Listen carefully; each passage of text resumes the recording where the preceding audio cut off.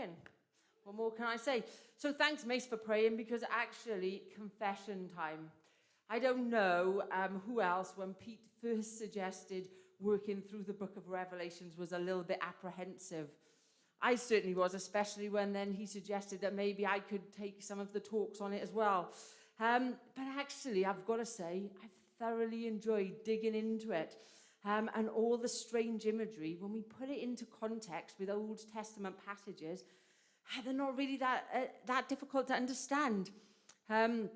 Last week, Pete introduced our series and shared how this book contained nothing new except a fresh perspective, the same truths shared in a fresh way. He quoted Eugene Peterson and pointed out everything in Revelations can be found in the previous 65 books. Revelation is just a new way of saying it. So the answer to understanding the book of Revelations is simple. Read the other 65 books. Easy? So who's heard the saying that a picture is worth 1,000 words? Yeah? Familiar saying. Anyone know who said it? I did just now, you're right. Anyone know? No, neither do I. I wasted absolutely ages yesterday Googling it and failed to find out the true origins. There were lots of suggestions of who it was who said it. So if you know, I'd appreciate the enlightenment, because you know, sometimes things just bug you when you can't find it. That was me yesterday. But that aside, whether we can find out who said it or not, pictures are powerful, aren't they? God often used pictures. He used pictures, he used dreams, he spoke in visions to communicate with his people. The book of Revelations is a book of just that, a book full of pictures and imagery. And when we invest the time to dig into them and understand them, rather than being strange, they actually are very, very powerful.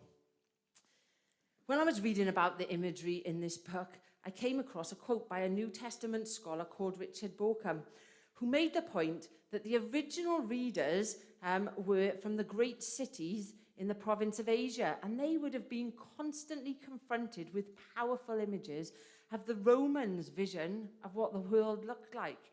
So it was in this context that Revelation was written and provided a set of Christian prophetic counter-images, which impress on its readers a very different vision of the world from the one they were being confronted with. So this in mind, and before we dig into tonight's topic, as Mason's already said, the letter to the church in Ephesus, let's spend some time looking at John's vision of Jesus Christ in Revelation 1. You know, because actually this vision is deeply connected to the following letters, as the writer identifies him at the start of each of the letters by a phrase from this very vision. Let's read it. Let's read it together. Revelations 1, starting at verse 9. And perhaps as I'm reading the verses, try and picture in your mind what this being might have looked like. It says, I turned around to see the voice that was speaking to me. And when I turned, I saw 7 golden lampstands. And among the lampstands was someone like a son of man, dressed in a robe reaching down to his feet, and with a golden sash around his chest. The hair on his head was white like wool, as white as snow, and his eyes were like burning fire. His feet were like bronze glowing in a furnace, and his voice was like the sound of rushing waters. In his right hand he held the 7 stars, and coming out of his mouth was a sharp, double-edged sword.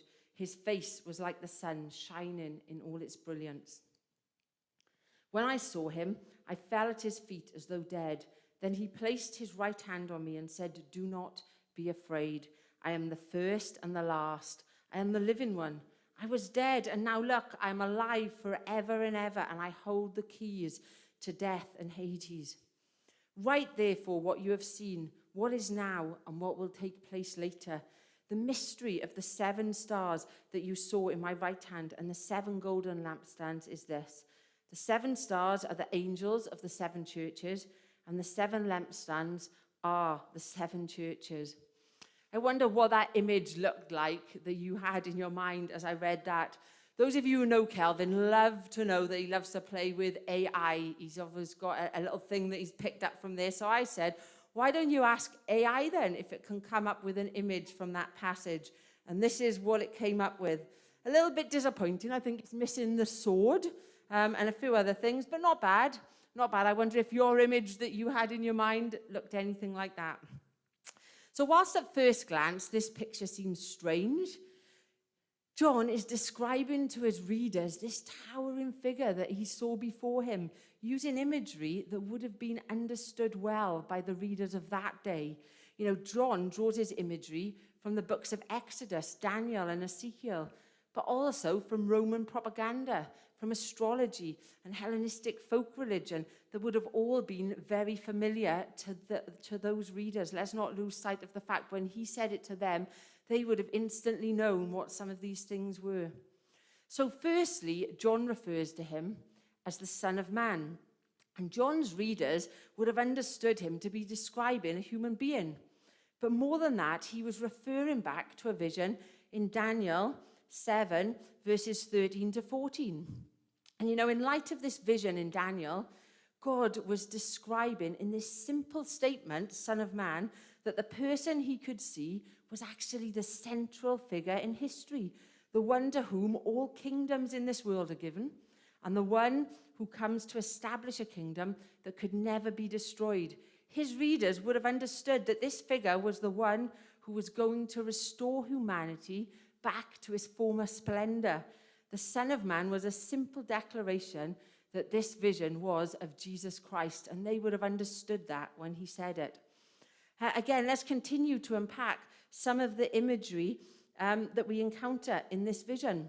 He was dressed in a robe that reached down to his feet. This was a reference to the robes worn by the high priest in the book of Exodus, actually pointing Jesus' readers again to Jesus as the great high priest. Did you know that priest in Latin was a bridge builder? And to be a good bridge builder, you need to know both sides of the chasm. So this was also a statement that this figure that John saw before him was both God and man, because he was stating that in being a priest, he needed to know both sides. Then there was the golden sash. If John had described this figure as wearing the sash around his waist, it would have meant that he was preparing to do work. But actually, John, in saying that it was around his chest, meant that he had accomplished the task. So John, in stating this, is reminding us that the work of Jesus is finished, is complete. Then next, John refers to the hair being white like wool. And this again refers back to Daniel's vision in the book of Daniel, chapter 7. Here we see that the Ancient of Days is being described as having his hair white as wool. So this again was another way of symbolizing that this was Jesus as God. But also it was a reference to Isaiah 1, verse 18, where Isaiah refers to our sins being white as snow, also symbolizing the purity of Jesus that he saw before him.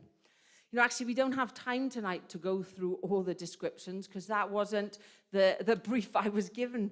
But it might be a good task to go home and do that throughout the week. You know, to help me go through some of these images that were portrayed to us. I just used things like the Life Application Bible, a commentary on the book of Revelations, and the book that Pete pointed out last week, Discipleship on the Edge. There's lots of things out there that can help us decipher, because to know what it means to us today, we have to understand what it meant to the readers that it was being written to. I found it absolutely fascinating to unpick how this image that John paints, whilst bizarre and yet simple, carried so much depth and richness in describing the Jesus that is before us. So let's turn our attention now to the letters that follow the vision. And before we dive in and unpick what Jesus is saying to the church at Ephesus, there's some things worth noting about all of the letters first, all 7 of them. Firstly, we call them letters, but they're actually described as being more like messages, and because they were understood to resemble royal edicts sent out by kings and governors of that day. Well, these royal edicts actually are known to praise the good, and criticized the bad. These royal edicts often began with, I know, or I have known. Are you seeing some similarity here with the letters to the churches? They're also followed the form of some Jewish prophetic oracle, like you would find in Amos and Ezekiel, because they begin with things like the one who says, or thus saith the Lord. Isn't it fascinating, actually, when we reflect it back to some of the things there in the Old Testament and the culture, how that brings out so much of a richness of this book of Revelation? Some other things worth noting about all of the letters is that whilst they were written to 7 churches in Asia Minor, and this slide can give us some of the context of where these churches are. In the ancient world, did you know the 7 was the number of completeness? So 7 churches actually was like saying it's being written to the whole or the complete church.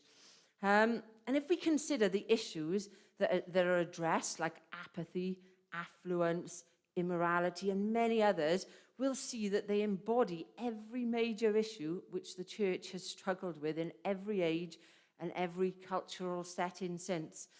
And through these letters, Jesus is inviting all the churches to make a choice between faithfulness and compromise. That is a thread that's running through all of the letters. Do you know, the reason John found himself on the island of Patmos was because of the persecution that Christians were experiencing. So it's worth noting that these letters were written to impress upon the whole church the necessity of patient endurance in a period of impending persecution. And the basic plot of all of the letters is to encourage believers to become overcomers, to hold faithful. And when they do you know what? Jesus promises a really great reward. Okay, so to the first letter that was read so well by Jemima, which was the letter to the church in Ephesus. What do we know about the city of Ephesus at the time that could help us perhaps better understand the situation and the culture that the letter was speaking into? So first of all, Ephesus was the most important city out of all 7 that were being written. And it was actually the first city that, as the courier left Patmos, that he would arrived at first. It had a population of about 250,000. That's approximately 250,000 people lived there. So to get a better context and a better feel for that, according to the last census, the population of Caphili, as per the area marked on the map, is simply 34,000 in comparison, or the population of Caphili County being approximately 176,000. So you're getting a feel for the fact that Ephesus was quite a large city in population. It wasn't a capital city, but it was still a city of great importance. As you know, it was the 4th largest city in the whole of the Roman Empire. So Jesus was clearly speaking to people in an urban area, to urban disciples. That's not that different, is it, from ourselves, don't you think, in an urban area? We can see some similarities as we read these letters. It's important to note them.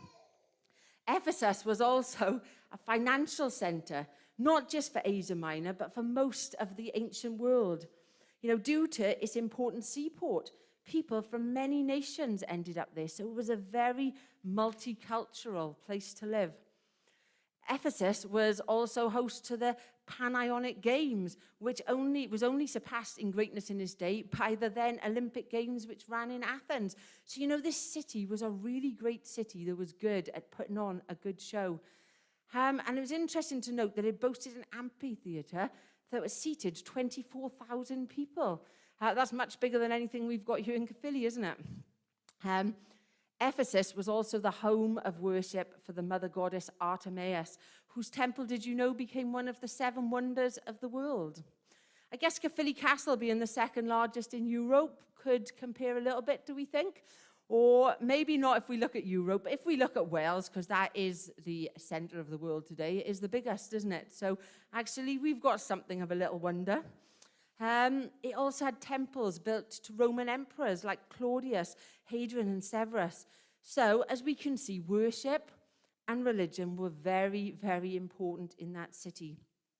Johnson, in the book that we've been referring to, informs us that it is from the center of business, politics, and religious pluralism that one of the most influential churches in the history of Christianity emerged. This was the church that was being written to. What do we know about the origins of this church in Ephesus? Well, first of all, we know that Christian faith arrived in the city with Paul on one of his missionary journeys in about 52 AD. But then Paul left Priscilla and Aquila to nurture this congregation. However, Paul recognized later that this was such an important city that he later returned there for about 2.5 years, which, did you know, was the longest time Paul had ever spent in one location on his travels. That's how important he valued this church to be. You know, when he was then forced to flee the city, he left Timothy to pastor the church. And I didn't know this till I was reading that, but church tradition suggests that Timothy was then murdered by the Romans, leaving again the church in Ephesus without a pastor. And this is when John, the writer of the book of Revelations, began to pastor the church in Ephesus himself. And whilst he was there, he was believed to have written the Gospel of John as we know it, before he then went on to be exiled to the island of Patmos. You know, by the time that the book of Revelation was written, this church in Ephesus has actually become the center of the whole Christian movement. It had moved from Jerusalem to Ephesus. So I hope you're getting the picture that this was a very important and influential church. And here's another interesting fact that I didn't know. I'm just going to throw it in there. But it's also believed that Mary, the mother of Jesus, moved there with John and was a long-time member of that church. It makes you think, doesn't it? Who might they have picked to play the mother of Jesus for their Christmas plays in that church? Just putting that out there. So what does Jesus have to say to this highly influential church in this very important city? This is the letter that he wrote to them. And in this letter, the church in Ephesus was praised for their right beliefs. They were rebuked for their failure to love, and they were challenged to repent and to return to their first love. You know, Jesus starts out this letter by referring to himself from John's vision as him who holds the 7 stars in his hand and walks amongst the lampstands. In the first century, 7 stars could have referred to the 7 known planets, and people thought that all of life came under the control of these planets. The Roman emperor himself understood this, so he surrounded his throne with pictures of stars and planets to assert his cosmic rule on his people. So by Jesus holding the stars in his hand, he is actually saying he controls the cosmos. The stars don't run life, but actually Jesus does. Jesus is reiterating to his church in Ephesus that they are his and he will not let them go. I wonder actually if we need to hear that today in our world, you know, when there seems to be chaos raging around us on a world scale, or maybe in our own personal lives we feel like chaos is raging. Do we need to hear that maybe no matter what life appears to be like, we are his and he will not let us go?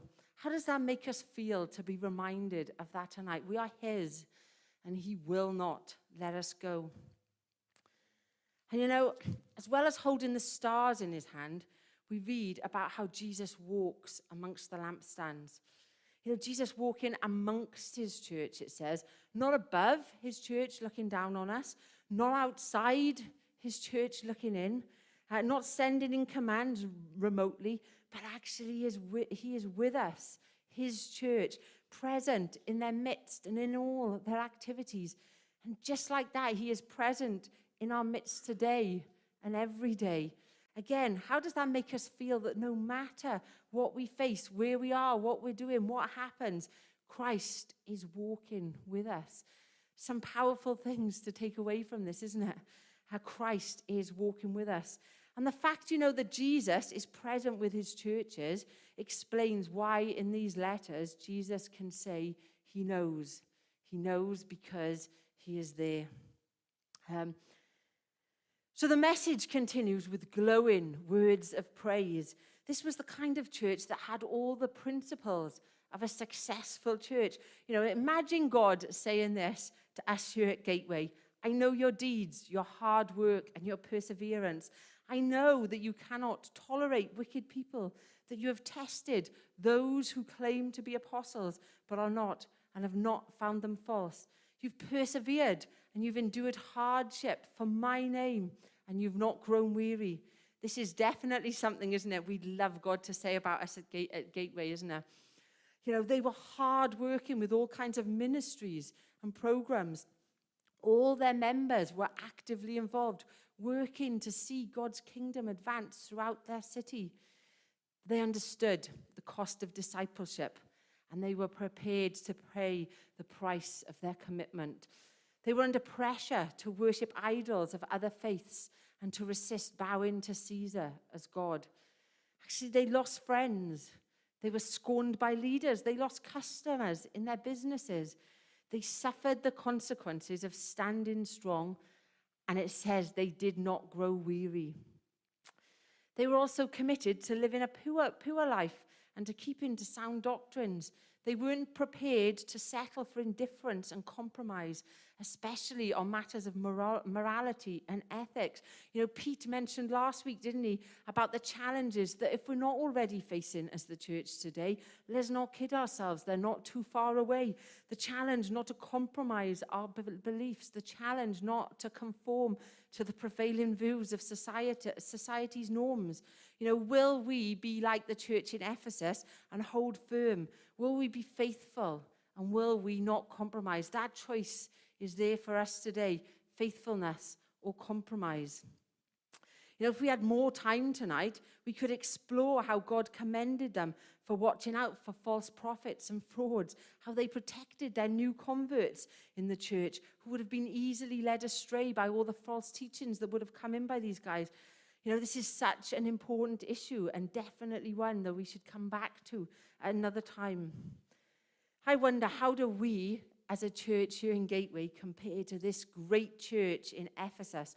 I think reading that and all the reading I've been doing, we could learn a lot from them, couldn't we? God praised them for so many great works. Sounds like an ideal church, but actually Jesus found within it a great flaw. Jesus, who walks among the churches, sees the real condition of their souls. They're flawed at the center. They had everything except what Jesus most deserved. They were being praised for their right beliefs, but then rebuked for falling out of love. And isn't it interesting that how in Ephesians 1, verse 5, we can read how Paul commended this church in Ephesus for their love of God. And here we read how they had lost that very love that Paul was commending them for having. Whilst we'd love to be the church described in those first 3 verses, I'm sure we wouldn't be quite so quick to attribute these last few verses to us at Gateway, would we? We wouldn't be quite so keen to say that's us. But what can we learn about what happened to the church in Ephesus so that we can avoid the same pitfall ourselves? Commentators suggested that maybe whilst the church had quite rightly been commended to flush out the impostors, this perhaps had led to a culture of suspicion that made actually loving people more challenging. When you're suspicious of people, it can be hard to love sometimes. It's also important to note that when we read about the church forsaking their first love, this is not just referring to their love of God, but also referring to their love of each other. When our love for God starts to grow cold, this will inevitably result, won't it, in our love for others starting to fade as well. John 13, verse 35 says, "By this will all men know that you are my disciples, if you love one another." At times when we feel far from God, because perhaps we've not made time for him, aren't those the times that we often find it harder to love others around us too? Also, as I was reading and pondering this week, I was thinking about so many of the Christian leaders that over recent years have stood down because they've appeared to lose their way. I was reminded of Bill Hybels and all the people that God spoke through through Bill's hard work. And one of the more recent ones being Mike Pilavachi. I'm sure most of you are aware of that. Maybe they'd lost something of their first love. Perhaps from working so hard at God's work, they'd lost sight, or they'd taken their eyes off Jesus himself. I'm just thinking aloud. I don't know what happened. But if it was that, how important is it for us to keep our eyes firmly fixed on Jesus? In the Ephesians church, the hatred of heresy and being so hard working for the Lord had allowed the fresh glow of the love for God and others to fade. We need to guard against this, don't we?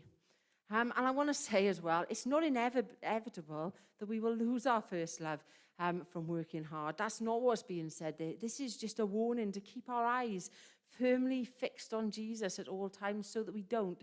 It's a warning, not a statement of what will happen. I wonder if we just pause for a minute and consider how people often feel when they first fell in love. I was going to pick out some examples, but then I thought I wouldn't embarrass anyone. But you know what I mean? They can't wait to see each other. They can't wait to be together. They may even be accused of doing some irrational things just to be together. I remember back one summer, just after me and Kelvin had started going out, I'd gone to London for 3 weeks on a mission. And when I had one simple afternoon off, I remember Kelvin going all the way to London on the train just to see me. Don't know what that was about. Of course, that was the days before mobile phones were a thing, and public telephone boxes were the only way you could kind of keep in touch when you were away. The hours I spent in telephone boxes whilst I was in uni, I can't tell you. Thank goodness for mobile phones. That's all I can say. When people fall in love, they just want to be around each other, don't they? Spending time together, getting to know more about each other. Well, actually, throughout the Bible, the imagery of a bride and groom are regularly used to describe the love relationship between God and his church, the love relationship between God and us. We read in the Old Testament as well how God rebukes his people because they'd fallen more in love with other gods like materialism, comfort, entertainment, and financial security. And this is what Jesus was saying to his church here in Ephesus. Jesus was saying they were no longer in love with him. The affection and the intimacy were gone out of their relationship. When we think of affection and intimacy with God, I wonder what comes to mind. For me, I guess it's giving him time. And not just time to do for Jesus, but time to be with Jesus. And not just individually either, corporately. He's brought us into this family, and as a family, corporately, spending time with Jesus and each other. When I first came to Gateway, I was struck by how well attended and how important the prayer times were. How, as a church, they valued and invested in spending time with God together, praying. There were many prayer days which were just so well attended. And this was one of the things that actually drew me to Gateway. As I pondered this, I felt that as maybe we've become more busy serving God, and hear me right, God, I believe, is praising us for that. He is absolutely not saying that is wrong. But perhaps somewhere in it, maybe we've lost a little of our desire to come together and to pray. And actually, me and Pete have been talking about this recently. And we've decided that in the autumn, we'd love to have a real strong emphasis on prayer. And as a church, to just reinvest and refocus our hearts on praying and spending time with God. Because we want our prayer meetings to once again be the best attended meetings in our church. The times that we're prepared to sacrifice for, because we just want to be there. Because we want Jesus to remain the center of our church and the center of all that we do. The good works that the Ephesians were praised for doing were not wrong, but they should spring from a deep love of Christ. Good works and poor doctrine, are not a substitute for love, are they? We're reminded of that in 1 Corinthians 13, where Paul tells us that if we don't have love, we're just making a lot of noise. We're nothing. We gain nothing. Love has to be at the center. It needs to be first in our hearts. There's so much more in this letter to Ephesians. It was only a few verses. I thought it wouldn't take long, but actually there was so much more in it that stood out to me as I was reading that we just haven't got time to look at. But I hope that as I've shared tonight, you've been inspired to spend some time digging into the messages, to Jesus' messages to the churches, and ask Jesus to speak to you as you dig into them. But before we take some time to pause and reflect on what has been said, I just want to mention one last thing. The letter ends with a great promise that to the one who overcomes, the one who keeps their first love to the end, Jesus promises the right to once again eat from the tree of life. We get to be with Jesus forever. And as we continue to work through this series on the book of Revelation, the revelation of Jesus Christ, we'll unpack further just how wonderful that really is going to be, how we get to be with Jesus forever. Knowing the end is going to help us hold firm when the going gets tough in the middle. So in summary, God's got us in the palm of his hand, and he's walking with us. He's delighted by our hard work and our perseverance, but he wants it all to stem from our love for him. And to those who stay faithful till the end, he promises a really great reward. So we're going to spend some time now reflecting on the message tonight. I don't know if the band want to come back up. We're going to pause and just consider our relationship with Jesus. Maybe actually you haven't fallen in love with Jesus yet. Can I just say, it is the best thing that has ever happened to me. So please don't leave tonight without giving Jesus the opportunity, asking him tonight to reveal himself to you.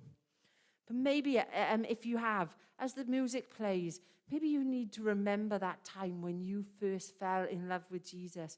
Maybe you need to remember what that felt like. And maybe you need to confess the things that have taken your eyes away from the one you love. It could be anything. It could be work. It could be success. It could be financial security. It could be friends. It could be people. It could be anything. But then when you recognize what may have taken you away, you resolve to go back and do what we did when we first fell in love with Jesus. I just want to read this one thing that maybe Jesus is saying this to us tonight. You used to listen for my voice. You used to take time to be still before me, to seek my face and to enjoy my company. You used to open yourself up to my word daily. Nothing got in the way. You used to not complicate my commands. You took them at face value and found freedom in obeying them. You used to weep for those who did not know me. You used to realize you cannot make it on your own and throw yourself on me with reckless abandonment. As we sing and worship now, let's just take the time to just in our hearts and put our hearts and our minds back right with God. Let's just ensure that when we leave here tonight, no matter how we came in, when we leave here tonight, we leave with Jesus being our first love.